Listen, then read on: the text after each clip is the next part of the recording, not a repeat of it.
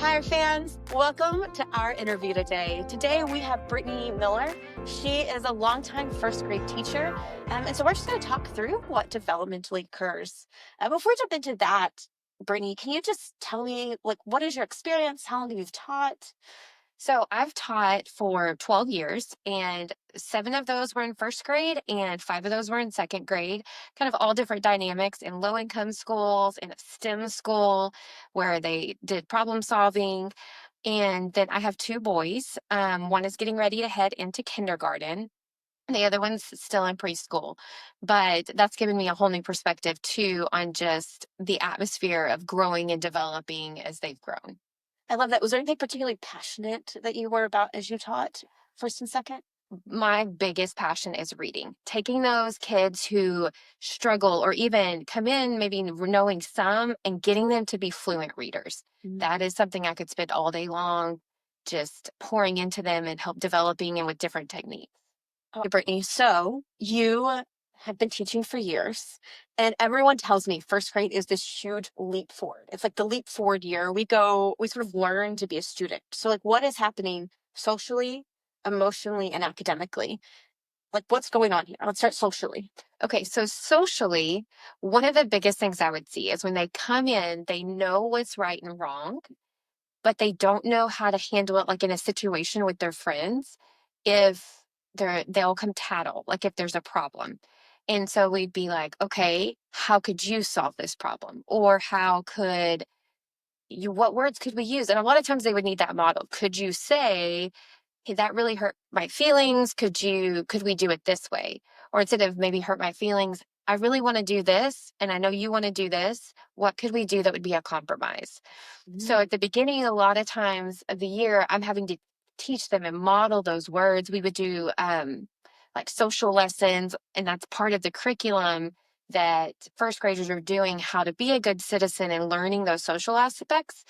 And so you see a lot of growth in that. By the end of the year, there's still, I mean, struggles, but like they learned a lot of, okay, I can do this apart from the teacher or apart from my parents. Like this is how I can solve the problem. So Never thought about that. You almost have to teach kids, how do we interact? How do we handle when we get mad? How do we handle compromise? Do you find kids pick it up pretty quick? it depends. So some kids pick it up pretty quickly. Other kids, it takes a while. And part of that just can be where your child is. Like children who have birthdays in July, who are at the younger of the grade level, their brain has just not developed as much as a child who has a birthday in September or October. And so they're almost a whole year older. Like they'll be 5 and then or 6 for first grade. And then the other kids don't turn 6 until right before they enter in first grade. And so their brain is just still developing. There's certain ones who catch it on quickly. You do a whole class lesson and they've got it. There's others that they need more one-on-one and the modeling and small group situations, like as things happen, someone cut in line. Okay, here's a teaching moment. Okay, I know you're frustrated. Did you try and use your words first? And those kind of things. So fascinating. Is there anything that parents can do that can help with those sort of social development and situations? I would think the same thing if you're at a play date with friends or with siblings even, and I know siblings tend to be different ages, but asking them to think, okay, well, how do you think we could solve this problem? And it does take more time than you just giving them the answer, but it really does help them to start thinking. And if they can't come up with anything, which is okay at first, then you say, okay, can you try this? And have them go try it, right? Or what about using these words instead? And so that really helps them to start developing problem solving skills in the social aspect. And then that also can travel into the academic. So fascinating. Okay, so we talked about socially. What happens emotionally? So emotionally, this is another aspect that in the last several years has been a big like understanding in the education world that we need to make sure we're teaching emotionally looking at the child as a whole. They come in to first grade and some of them are still just like they cry about everything or because they don't know how to deal with new emotions and new feelings.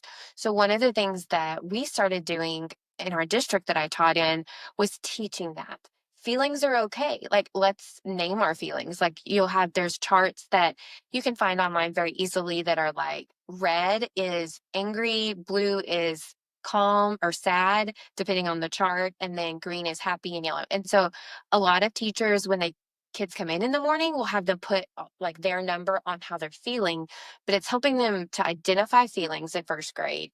And then what do we do with that? When we don't feel happy, when we feel sad, and we feel angry, some of them we have to teach it's not okay to throw things. And some of you may be like, well, my kid knows that, but they may be seeing it modeled somewhere else, like at school, and then copying that. So we have to learn, like, okay, we have our emotions, but if someone else has their emotions and they're not handling it in the best way, they threw a crayon because they were mad, cannot copy them. We have our different emotions, like we're separate. Does that make sense? That makes sense. It's almost like in first grade, you start being like helping them understand like they're their own separate being and they can make their own choices of how to work through these emotions when they're upset, essentially. Correct. And it's okay to feel sad and angry and mad at times. Like, that's okay. Here's how we can handle it.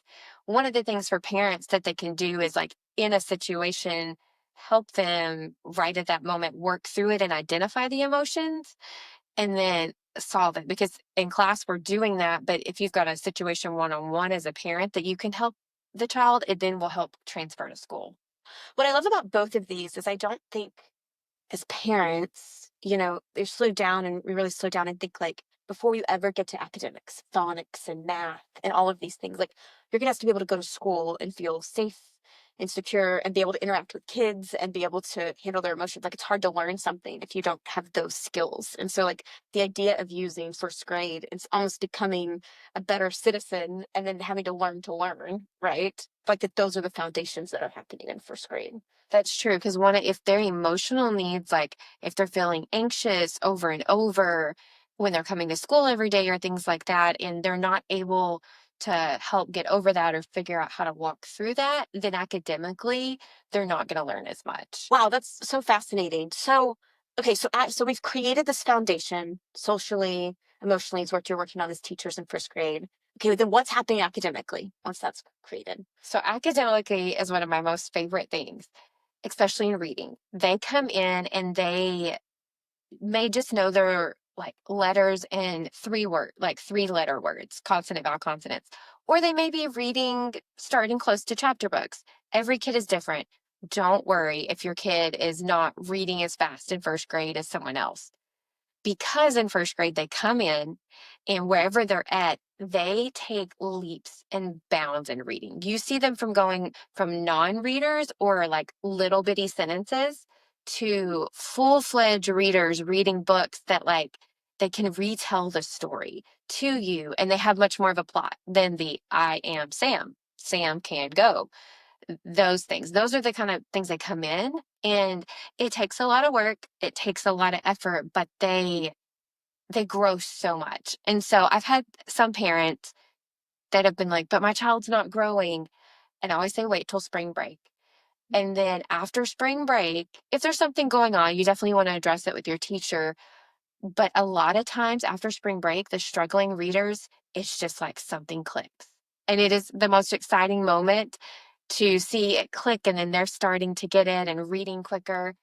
They go from, with academically, they go from reading 25 sight words. Sight words are also called high frequency words, and they're the words that appear often, the, a, to, go, in the books or in all of our books.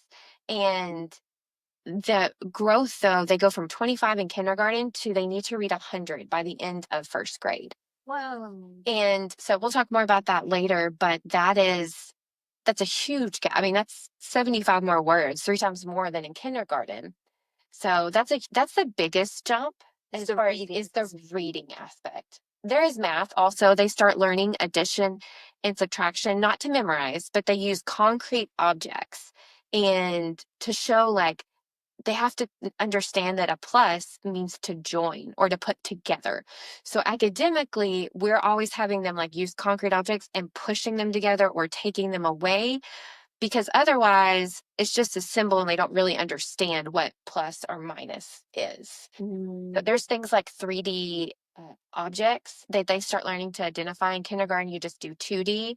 So one of my favorite things was to tell parents if someone's struggling with it, have them go around their house, find a Kleenex box that's 3D object, or And call it like a cube. and call it a cube. You know, it doesn't have to be the sit down intense thing. It could just be part of their learning. And we do that in class too to try to help get them up and moving. And so academically, reading is the biggest, and then math comes along with that. Science, they're learning a lot about the world around them, just what a habitat is and how things interact, you know. So the snake eats the rat and the rat ate this. So it's a food chain, how things interact together.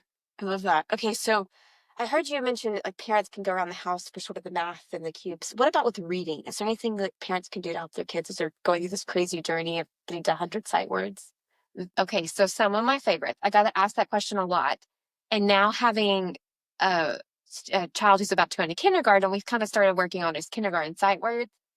Some of my favorite activities, because you can do flashcards where you just sit and read them. But if a kid's been at school all day, they've already been having to sit and try to learn to focus, getting up and moving or doing hands on things is great because it doesn't seem like work. So I've had people put the sight words in Easter eggs and they hide them. And then when the kid finds it, they have to open it up and read it. And if they can't read it, that's okay. You read it to them and then you snap it back and hide it again. And so that's one way. I had actually another friend just recently and I were talking, and she said she would put shaving cream and water balloons, write the sight word on the outside. She has all boys. And then he would have to read it. And if he read it correctly, then he could throw it at the fence or jump on it and pop it. And so, but if he didn't, then they should put it back and we try it again. Scavenger hunt is something simple. Like you write it on a index card and go hide them in the house. Kind of like an Easter egg hunt, and then come bring them back. We have the kindergarten ones right now for my one who's going to kindergarten on that fridge. And so, you know, they're there to remind me, hey, if I can just practice like 5 minutes a day, doesn't have to be a lot, but it's just the everyday practice of it that will really help. One of the other things to help connect it to their reading is getting out the books they have, the books you've read to them as a kid. It doesn't have to be the big ones, and help them. Okay, let's go on a hunt, right? Let's see how many these we can find. And they go through and find the in all of them. And if your child's like mastered it, you can stick like, you could do a sticker for everyone. Okay, we got to get up to 25. You've got the word go. We don't need to really practice that one except a couple of times. So we'll put it up there and then we'll get a new word.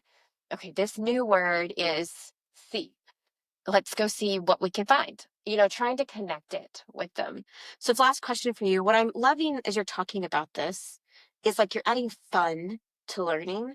You know, and we talked about in kindergarten, play is still so important. Like they learn through play. Is it also important in first grade, sort of fun and play as they're going through this journey? So I think the playing at home when you're trying to get them learning at home is very important. At school, transitioning from kindergarten to first grade is a big transition. In kindergarten, they do play centers. I mean, they have some that are learning, but like a lot of them are play. Like we're going to do a kitchen or we're going to do this thing. And when they go to first grade, the center time, why the teacher's usually reading with a group or something, other kids are doing learning centers where they're practicing skills. And so there's not as much of that just straight out play. And a lot of kids have trouble with that. They're like, I don't like first grade. It's too hard. I would just say hang in there and be encouraged. It does get better. They get used to it. It is a hard transition. So, do you try to make sure when they get home at night to play with your kids if they've been sort of, or like to give them time to play since they've been so heavy learning all day? Yes, just free play. Like let them go play with their trucks or go outside and, play and do what they want because they've been having to focus so long, which is so hard for a first grader. And that way they have plenty of time to let out all that pent up energy and that focus they've been trying to hold all day. Well, yeah, this has been so insightful. Thank you. Appreciate it. If you want to see more interviews with Brittany, we've got 4 or 5 coming out. So keep watching us. We'll cover summer and vacations. So thanks, Brittany. And if you want more, subscribe.